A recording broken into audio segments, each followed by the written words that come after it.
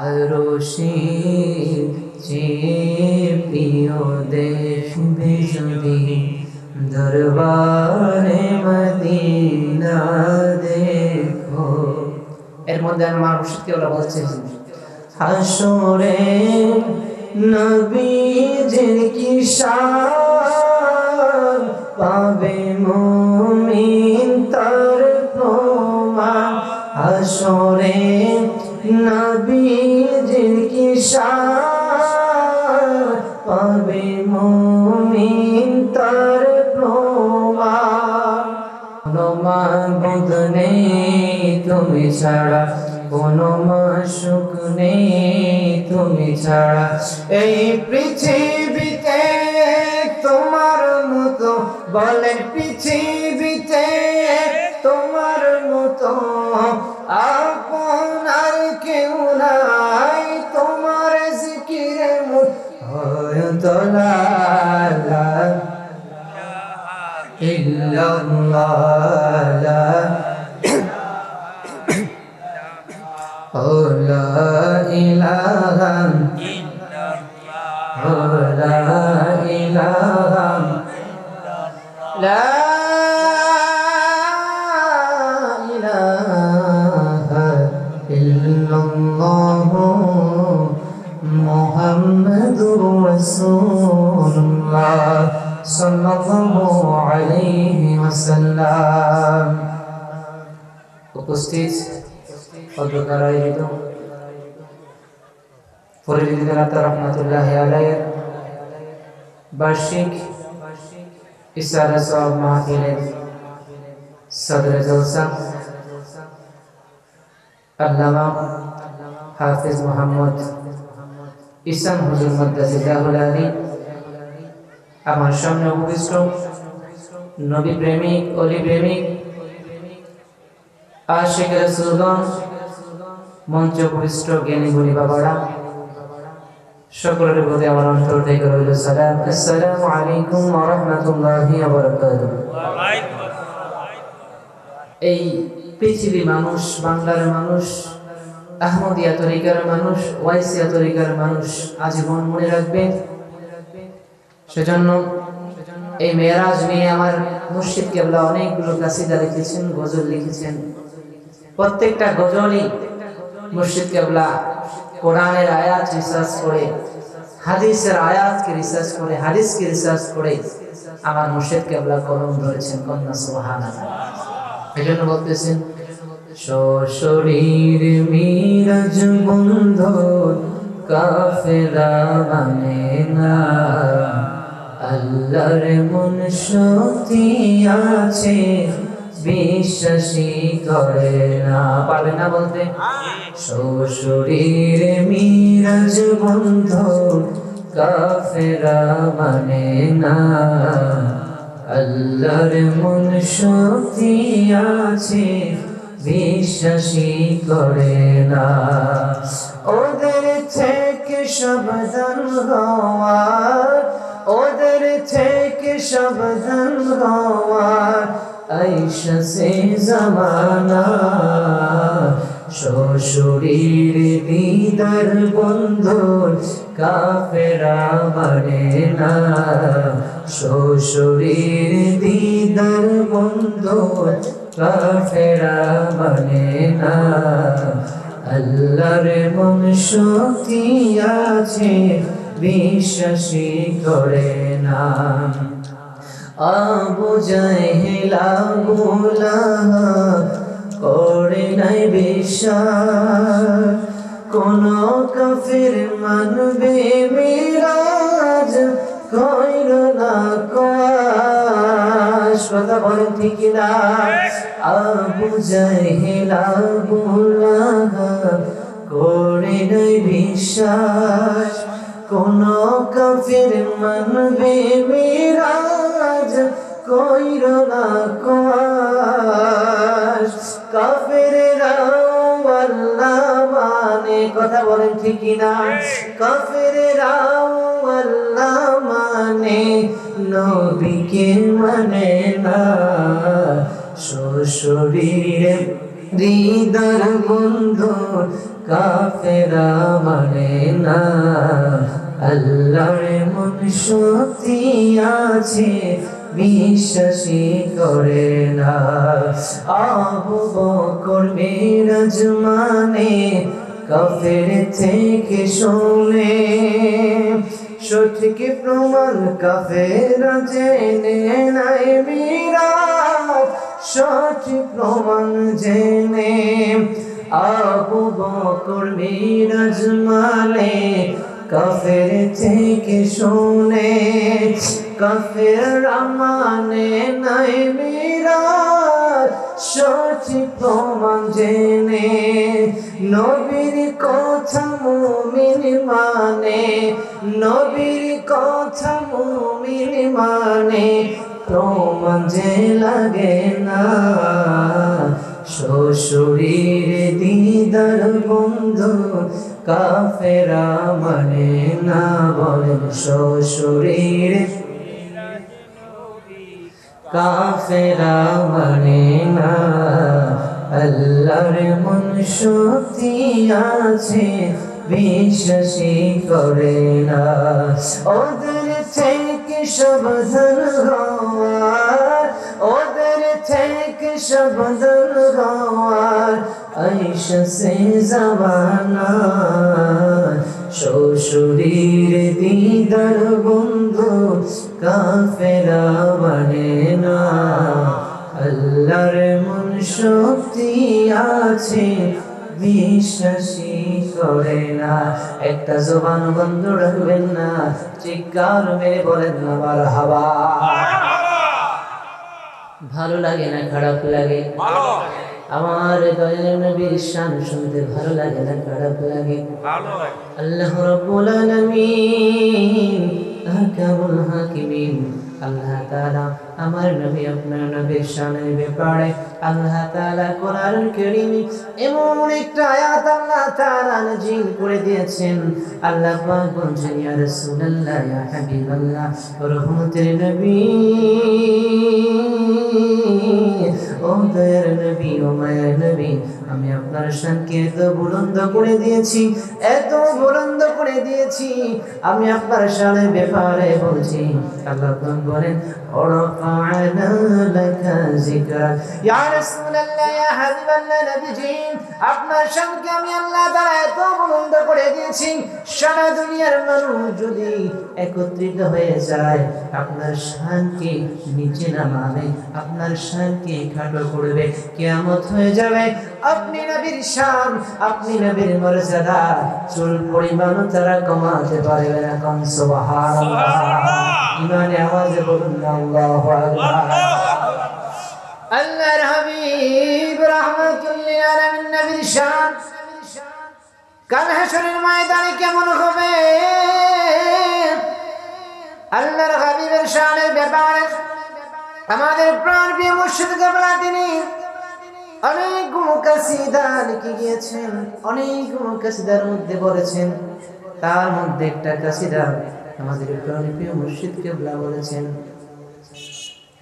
আরশে যে প্রিয় দেখবে যদি দরবারে মদিনা দেখো এর মধ্যে আমার মুর্শিদ কেবলা বলছেন হাসরে নবীজির কি শান পাবে মুমিন তার প্রমাণ হাসরে নবীজির কি শান পাবে মুমিন তার প্রমাণ এই যে দুইটা লাইন এই দুইটা লাইনের মধ্যে আমার মুর্শিদ কেবলা অনেকগুলো হাদিসের রেফারেন্স পেয়েছেন তোমরা সুবহানাল্লাহ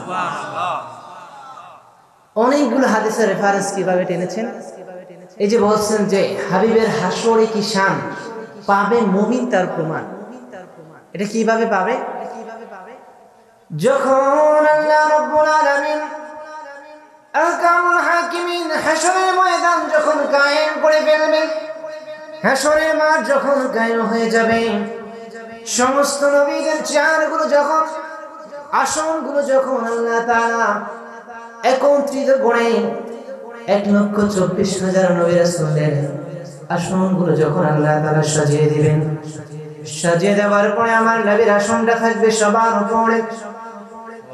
হাদিসের মধ্যে এসেছে, বুখারী মুসলিমের মধ্যে এসেছে, আল্লাহ রাসূল বলতেছেন ইয়াজলিসুনা আলাইহি মিনবারে, সকল নবী রাসূল 1,25,000 2,24,000 নবী রাসূল যখন তাদের চেয়ারের মধ্যে বসে যাবে, হাদিসের টেক্সটে এরকম এসেছে ইয়াজলিসুনা আলাইহি মিনবারিহি, সকল নবী রাসূল যখন তাদের চেয়ারের মধ্যে বসে যায়, একটি মাত্র চেয়ার দেখবেন, একটি মাত্র কুরসি বাকি আছে, সেটা আমার নবীর কুরসি। যখন ওই চেয়ারটা খালি থাকবে, আমার নবীকে ডাক দিয়ে বলবেন ইয়া রাসূলুল্লাহ, ইয়া হাবিবাল্লাহ, স্বয়ং আল্লাহ ডাক দিয়ে বলবেন ও রহমতের নবী, দয়ার নবী, মায়ের নবী, সকল নবী রাসূলরা ওনাদের মিম্বারের মধ্যে বসে গিয়েছে, সকল নবীরা ওনাদের চেয়ারের মধ্যে বসে গিয়েছে, আপনার চেয়ারটা তো এখনো খালি আছে। আমার নবী একটা উত্তর দিবে, দয়ার আল্লাহ,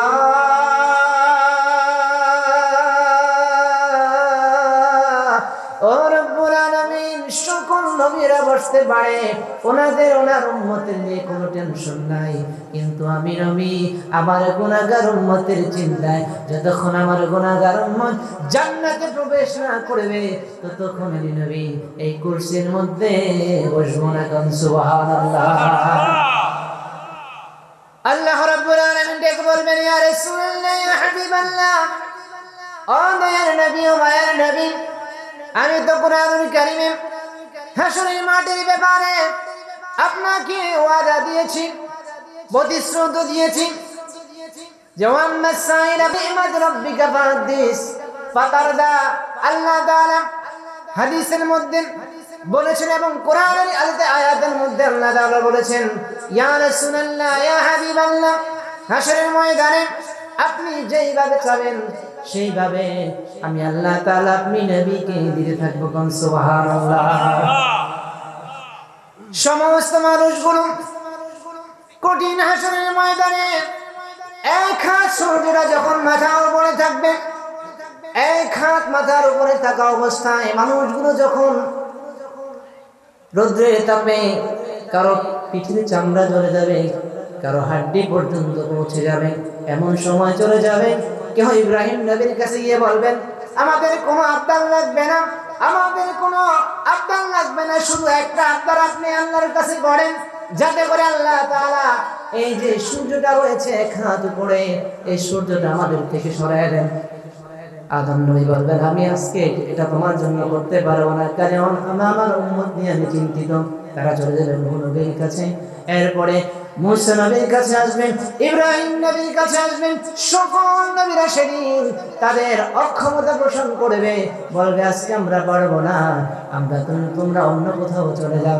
যখন আমার নবীর কাছে আসবে, আমার নবীর কাছে আসার পরে হাদিসের মধ্যে এসেছে আল্লাহর হাবিব রাহমাতুল লিল আলামিন নবীর কাছে আসার পরে সমস্ত মানুষগুলো যখন রোদ্রের তাপে মাথাগুলো নিচে দিয়ে রাখবে, তখন আল্লাহ তাআলার দিকে আমার আল্লাহ আমার নবী আল্লাহর দিকে চাইবেন, আর আল্লাহর দিকে চাওয়ার পরে দেখবেন যে আমার নবী আল্লাহর দিকে তাকিয়েছেন, কিন্তু আমার নবী তাকানোর আগে দেখতেছেন আমার আল্লাহ নবীকে দেখার জন্য আগে তাকিয়ে আছেন। কোন সুবহানাল্লাহ। আরো জোরে বলেন সুবহানাল্লাহ। আমার নবী বলবেন ওগো আল্লাহ, আপনি আমার গুনাহগার উম্মতের ব্যাপারে কি ফয়সালা করবেন? আল্লাহ রাব্বুল আলামিন সেদিন বলবেন ইয়া রাসূলুল্লাহ, ইয়া হাবিবাল্লাহ, আমি আপনাকে দুনিয়ার জমিনে ওয়াদা দিয়েছি, দুনিয়ার জমিনে আমি আপনাকে প্রতিশ্রুতি দিয়েছি, আপনি যেইভাবে বলবেন, আপনি যেইভাবে চাইবেন, আমি আল্লাহ তাআলা এই হাশরের ময়দান বিচার কাষ্ট আমি সেইভাবেই শুরু করব। কন্যা সুবহানাল্লাহ। আমার নবী বলবেন ওগো আল্লাহ, আমি নবীর কোনো চাওয়া নাই, আপনি আল্লাহর রহমতের কাজ দেন, যেটা প্রয়োজন আপনি আল্লাহ তাআলা রহমতের চাদর দিয়ে যেই বিচার দিয়ে শুরু করবেন আমি আর নবী ওটার উপরে আছি। তখন আল্লাহ তাআলা বলবেন ইয়া রাসূলুল্লাহ ইয়া হাবিবাল্লাহ আমি আপনার মর্জির উপর ছেড়ে দিয়েছি, আপনি যেইভাবে চাবেন আমি সেইভাবে আসরে কায়েম শুরু করব। আল্লাহ রব্বুল আলামিনের নবী আমাদের নবী আপনার নবী সেদিন বলবেন ইয়া রাসূলুল্লাহ ইয়া হাবিবাল্লাহ আমার উম্মত দুনিয়ার জমিনে সকল নবীর পরে আগমন করেছে, সকল নবীর পরে আমার উম্মত এসেছে। আজকে যদি আদম নবী, ঈসা নবী, মুসা নবীর পরে আপনি হিসাব শুরু করেন আমার গুনাহগার উম্মত এই হাসরের ময়দানে তাপ সহ্য করতে পারবে না। আমার গুনাহগার উম্মত এই হাসরের ময়দানে তাপ সহ্য করতে পারবে না। আপনার কাছে একটা আবেদন থাকবে রব্বুল আলামিন আপনি ঈসা নবীর উম্মতের আগে নয়, নূহ নবীর উম্মতের আগে নয়, সর্বপ্রথম আদম নবীর উম্মতের আগে নয়, সর্বপ্রথম সমস্ত নবীর উম্মতের আগে আমি নবীর উম্মতের বিচার শুরু করতে হবে। কারণ সুবহানাল্লাহ, আর বড় করে বলুন না সুবহানাল্লাহ। আমার আল্লাহ বলবেন ইয়া রাসূলুল্লাহ ইয়া হাবিবাল্লাহ আপনি যেভাবে চাবেন সেইভাবে আজকে বিচার কাজটা শুরু হবে। আমার নবীর কথা অনুযায়ী আল্লাহ তাআলা সমস্ত নবীর উম্মতের আগে আমাদের বিচার কাজটা শুরু করবেন। আর আল্লাহ তাআলা বলবেন ইয়া রাসূলুল্লাহ ইয়া হাবিবাল্লাহ সর্বপ্রথম আমি আপনার রহমতের চাদরের দিক থেকে বলতেছি আপনি আপনার উম্মতদের থেকে গুনাহগার যারা আছে তাদের থেকে বেছে বেছে ৭০,০০০ গুনাহগার উম্মত হিসাব ছাড়াই আপনি জান্নাতে নিয়ে যান। কোন সুবহানাল্লাহ, আর বড় করে বলুন না ইয়া রাসূলুল্লাহ। সেই নবীর ভালোবাসা আমরা চাই কি চাই না? ইমানি আওয়াজ দিয়ে বলুন না আমরা চাই কি চাই না? আমার ভাইরা আমার বাবারা এমন একজন নবীর উম্মত আমরা পেয়েছি যে নবী হাসরে মিজানে পৌঁছাতে সমস্ত জায়গায় আমার জন্য আপনার জন্য কাঁদবেন। কোন সুবহানাল্লাহ। প্রত্যেকটা স্টেশনে আল্লাহর হাবিব উম্মতে মুহাম্মদের জন্য কান্না করবে এবং উম্মতে মুহাম্মদি কিভাবে জাহান্নাম থেকে বাঁচবে সেই রাস্তা শুধু খুঁজতে থাকবে। কন্যা সুবহানাল্লাহ। আল্লাহ রাসূল বলেছেন আমার গুনাহগার উম্মত যতক্ষণ পর্যন্ত জাহান্নামে থাকবে আমি ততক্ষণ পর্যন্ত নবী জান্নাতের মধ্যে পা রাখবো না। কন্যা সুবহানাল্লাহ। সেই নবীর ভালোবাসা আমরা চাই কি চাই না? এ দেখাই শেষ দেখানো অহরহ যেন দেখা হয়, এ দেখাই শেষ দেখানো অহরহ যেন দেখা হয়। ভুলিতে যে পারিব না সদা মনে কয়, ভুলিতে যে পারিব না সদা মনে কয়।